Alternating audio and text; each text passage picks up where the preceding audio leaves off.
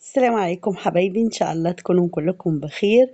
النهاردة هنكمل مع بعض باقي الفيديو اللي فات. طبعا ما قدرتش احط لكم كله في فيديو واحد لان كان هيبقى طويل جدا. هنا زي ما انتم شايفين بقى كان في منتجات اللي هي بتاعت اكسيون. في المنتجات ديت اللي هي اكشن او اكسيون زي ما بعض الناس بتقول عليه. المهم دي منتجات للشعر، من شامبوهات لزيوت لصبغات لكريمات لحمامات كريم لماسكات، يعني حاجات كتير جدا جدا جدا زي ما انتم شايفين، واسعار مختلفة كتير.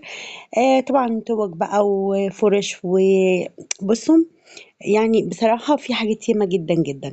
أنا حاولت أجيب لكم كده مقتطفات أو مش مقتطفات والله، ده أنا حاولت إني أجيب لكم تفاصيل التفاصيل، بس حاولت إني أجري شوية الفيديو لقيته طوّل أوي، أوي منّي، فحسيت إن مش هيكون ظريف يعني. زي ما أنتم شايفين كده، شُفت الفُرَش دي حلوة جدًا برضه، فُرَش تسليك للشعر، في طبعًا بيبيليس، في سشوار، في فُرَش سشوار، فُرَش عادية، في حتى دي الفوطة اللي هي بتاعة الشعر، في جل، في حاجات ياما أوي، أوي، إسبريهات بتاعة الشعر، كل المنتجات اللي للشعر والبشرة والحاجات ديّة. هنا بقى كان في إيه كمان، كان في عندي هنا وإحنا بنتفرج كده لقينا حاجات للsport، ولقينا بعض من المنتجات الخاصة بالبروتين والحاجات الخاصة بالرجيم وحبوب وحاجات فيتامينات وحاجات كده كتير.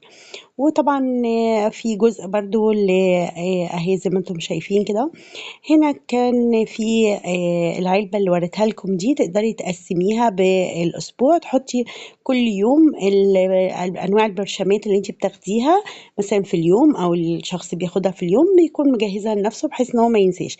دي صواني زي ما انتم شايفين كده، كان في بقى المدور والمستطيل كلهم صغنطاطين كده، وكان في أشكال حاجات حلوة أوي، أوي. أنا طبعًا يعني حاولت ألِم لكم كل الحاجات الموجودة دي، سبرايات وبرفانات، وزي ما إحنا شايفين في حاجات كمان ستيك، وفي حاجات للأطفال، في الأقمصة بتاعة الحلاقة، المعجون بتاع الحلاقة. بُصّوا يعني كل حاجة، كل حاجة، يعني إذا كنت ست أو راجل هتستفادوا جدًا بالمكان. المكان فيه منتجات ياما أوي، أوي. هنا منتجات تجميل، ابتداءً من شنط اللي ممكن تحطيها على السراحة أو تاخديها معاكِ في السفر، للرموش، قلمة التحديد، للفُرَش، لكل حاجة، كل حاجة خاصة. بس أنا بصراحة ما استخدمتش قبل كده المنتجات بتاعتهم، يعني منتجات البشرة أو منتجات التجميل. بس عجبني بصراحة فكرة إن المكان يعني لامم حاجات كتير أوي.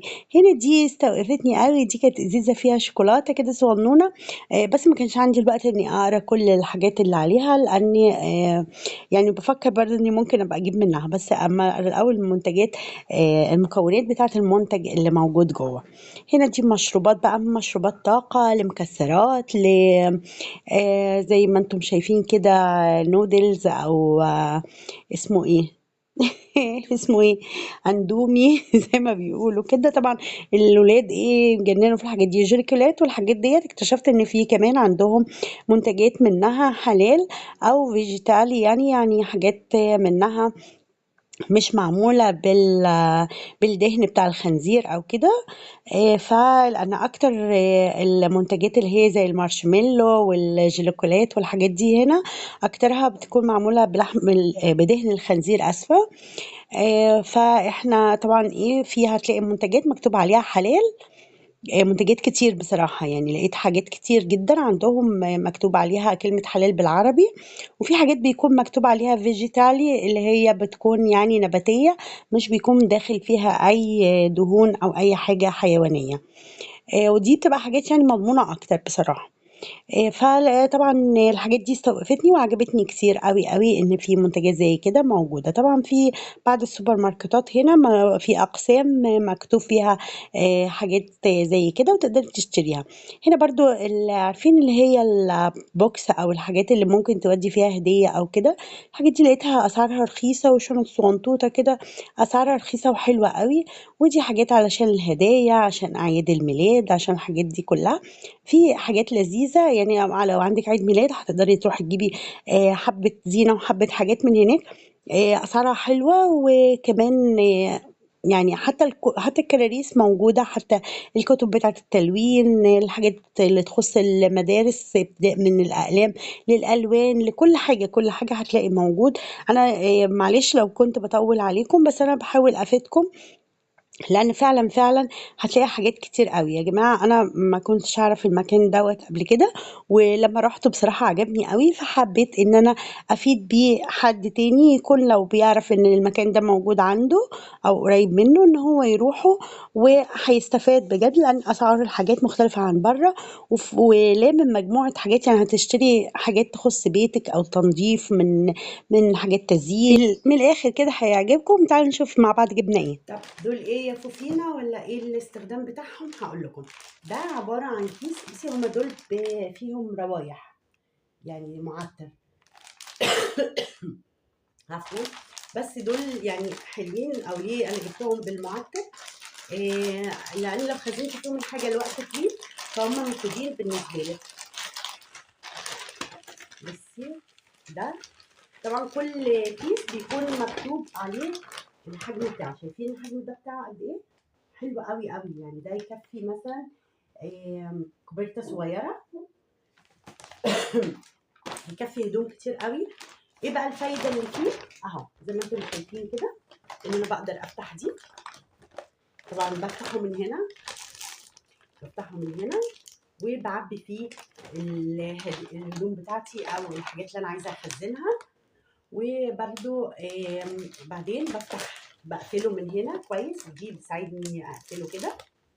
طبعًا باشيلها، وهنا زي ما أنتم شايفين دي أهو، دي باشيل ديّة منها، كاوتشة كده خفيفة،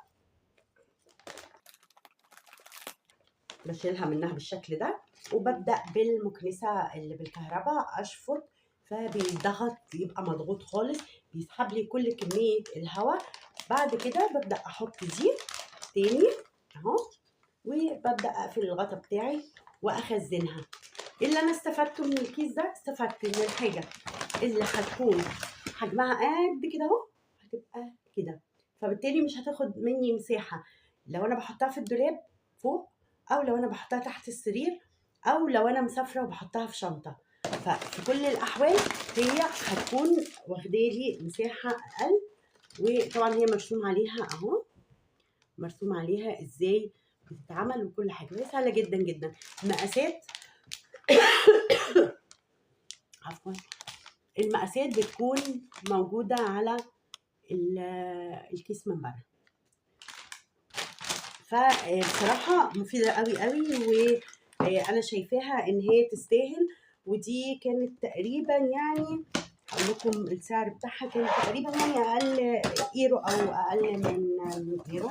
والله أنا بقى لي فترة يعني جايبة الحاجات. الكيس ده أو الساكيتو ده السعر بتاعه 99 شنتزمي، تمام. ده ليجن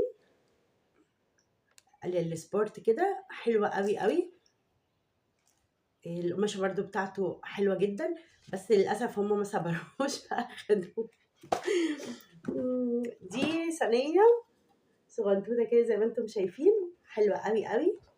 أنا جبتها، بُصّوا الرسمة اللي عليها يعني رسمة حلوة أوي، يعني جميلة، هي صغنونة أوي يعني، بُصّوا هي قد إيه، بس تاخد لي يعني مثلًا فنجانين. هاتي فنجانين كده يا كوكو، تاخد لي فنجانين، تاخد لي كوبايتين شاي أو مجّين، أو مثلًا النسكافيه بتاعِك وجنبه مثلًا أي دولشي، أي حلويات كده بتحطيها برضه، يعني إيه حلوة لذيذة. يعني دي تكفّي مثلًا تحطي فيها حاجة لفرد أو فردين. والنقشة بتاعتها هي أكتر حاجة بصراحة عجبتني فيها، شايفين النقشة لذيذة أوي. النقشة بتاعتها زي ما أنتم شايفين كده لذيذة جدًا. إيه تاني جبته؟ دي كانت بكام؟ دي كانت بحوالي تقريبًا بإيرو 80 شنتزمي، حاجة زي كده يعني، تمام. هنا دول علبتين، علب تلاجة يعني زي ما أنتم شايفين، بس حلوة برضه أوي. دول علبتين مع بعض، الاتنين كانوا ب99 شنتزمي، يعني حوالي إيرو. ماشي، كل علبة منهم اهي.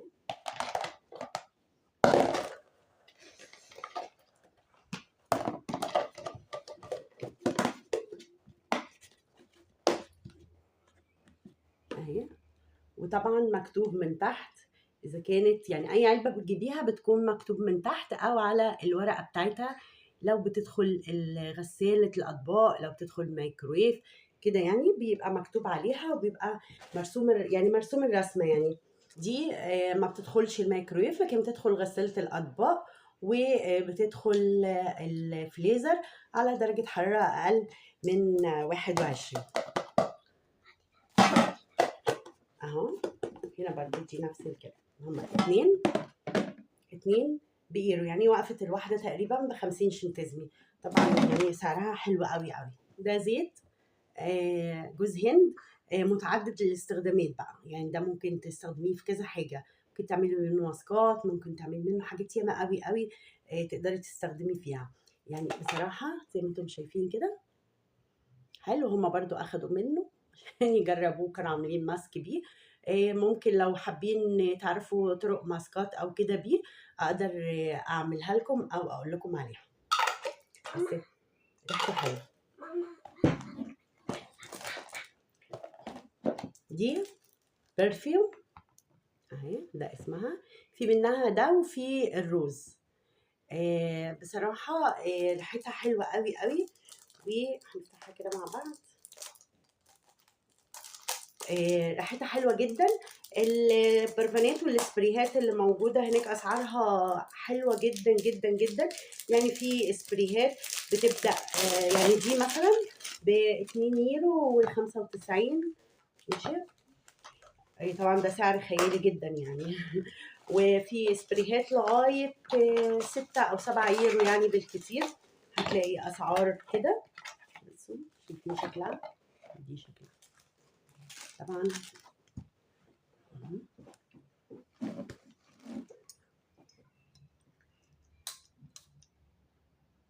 تحفه. ريحتها بجد تحفه. كان في منها هي، وكان في كان في دي، وكان في الروز. بس انا حسيت ان دي احلى من الروز. احنا جبنا دي وجبنا واحده تانية روز برضو. بس هما برضو طلعوهم من ضمن الحاجات اللي خرجوها. زي ما قلت لكم في الحلويات، والحلويات في منها حلال، وهتلاقي مكتوب عليها حلال اهي. شايفه كلمه حلال مكتوب عليها بالعربي حلال، ممكن تلاقيها بالعربي او تلاقيها بالانجليزي كلمة حلال زي ما انتم شايفين.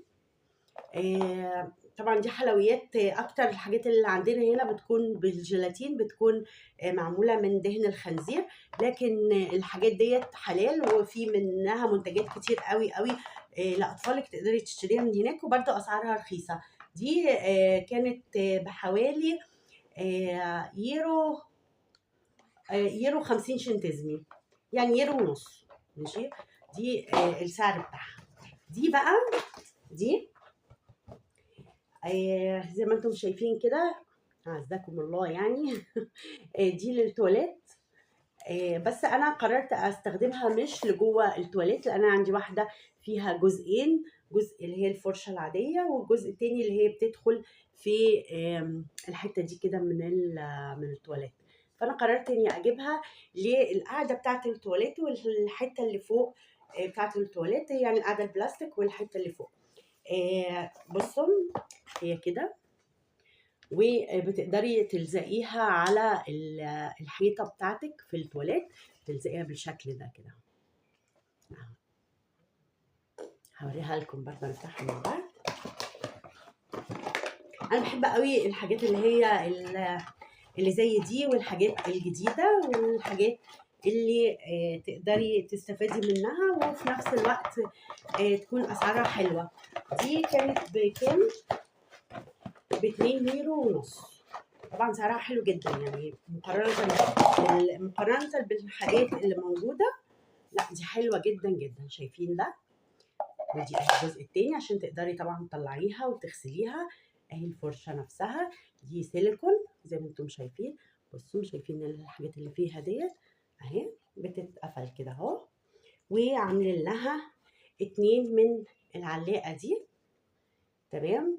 دي بتتحط في الحيطة وبتتلزق فيها. هم عاملين اتنين، واحدة اهي، واحدة بتلزقيها في الحيطة عشان ما تعمليش مسامير ولا أي حاجة. بدل ما تستخدمي مسامير بوظي السيراميك بتاعتك أو كده اهو. دي معمولة كده اهو. وبعدين بعد ما بلزق دي كده بحط دي فيها كده اهو، يعني بدخلها فيها كده اهو، وبكون لازقة ديت على القطعة اللي هي البلاستيك اللي هنا اهو كده.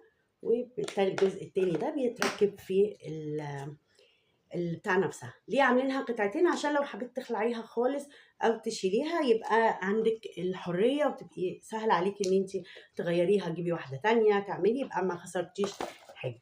دي حاجه. الحاجه بقى التانية او الرقم بقى كمان انتوا عدوا انا مش هعد.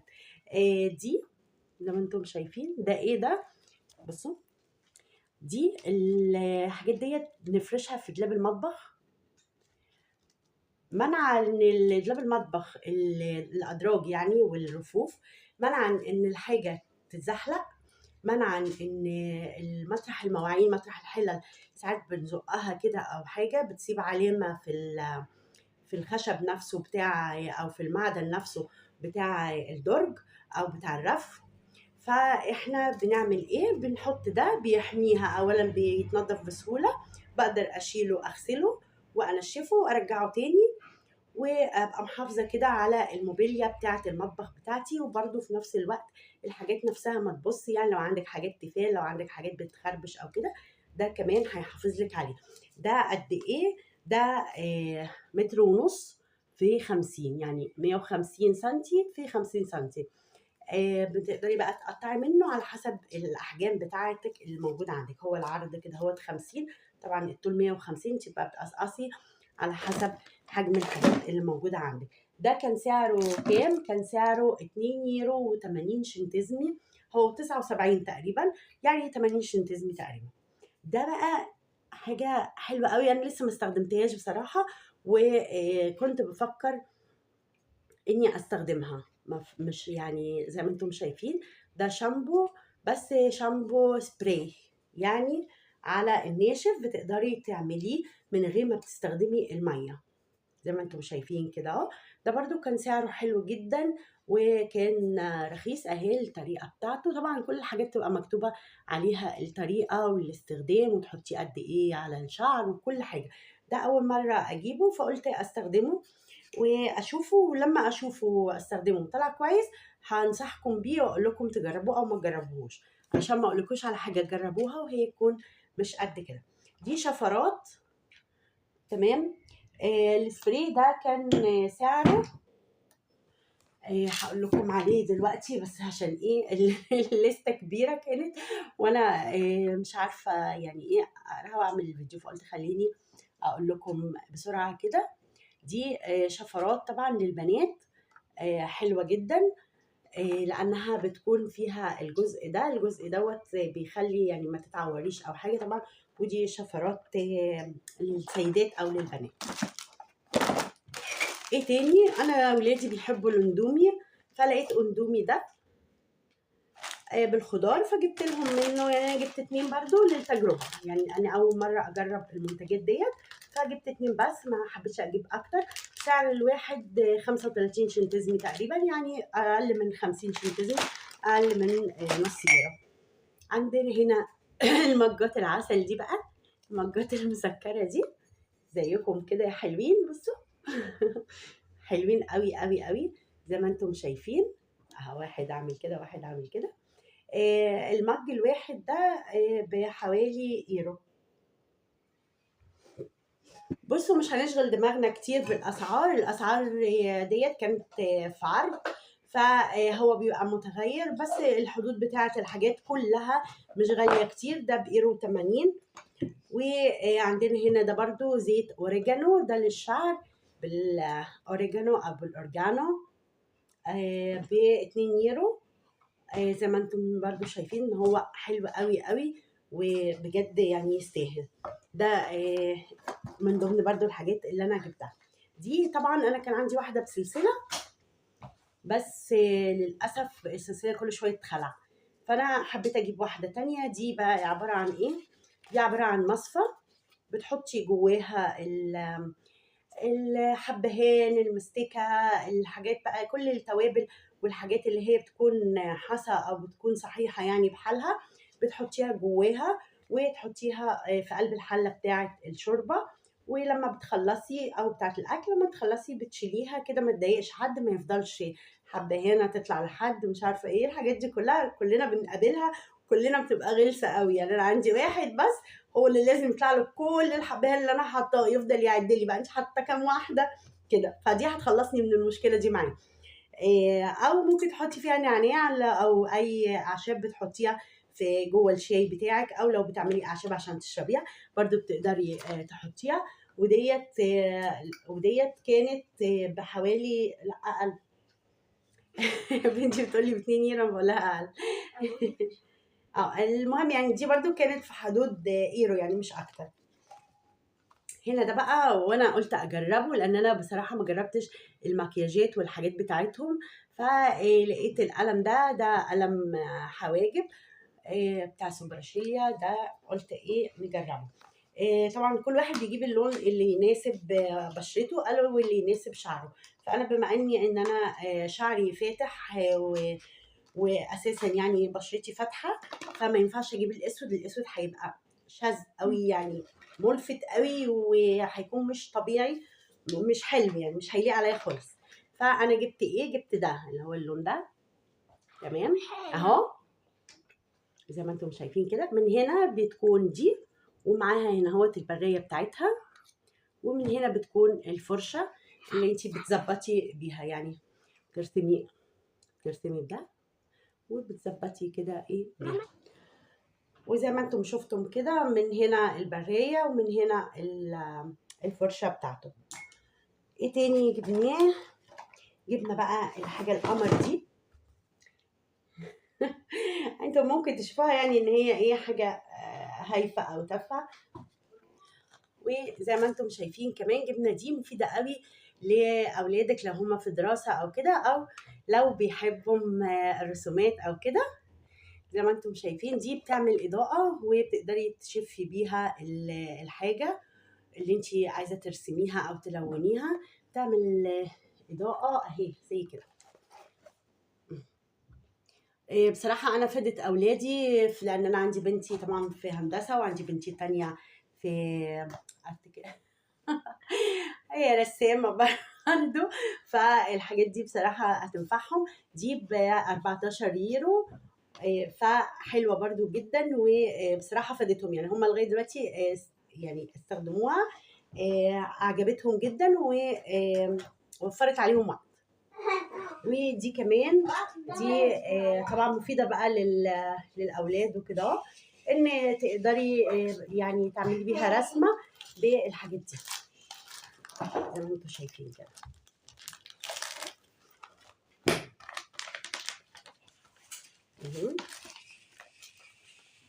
بتقدري تحصلي بيها على الرسمه. انت بتختاري بقى الرسمه، بتكون موجوده بره العلبه، وتبداي تعملي بيها الرسمه.